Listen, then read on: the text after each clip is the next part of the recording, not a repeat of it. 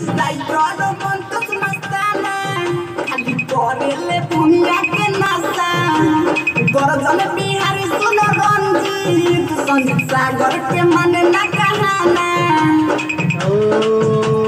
नमः शिवाय। राइटर मंतुस मस्ताना खाली करेले दुनिया के नासा गरजन बिहारी सुन रंजीत संजीत सागर के मन ना कहाना दुनिया के खाली नशा करेला दुनिया के खाली नशा करेला भांग पी के मस्ती में डोलत चलेला बोलबम के नारा बोलत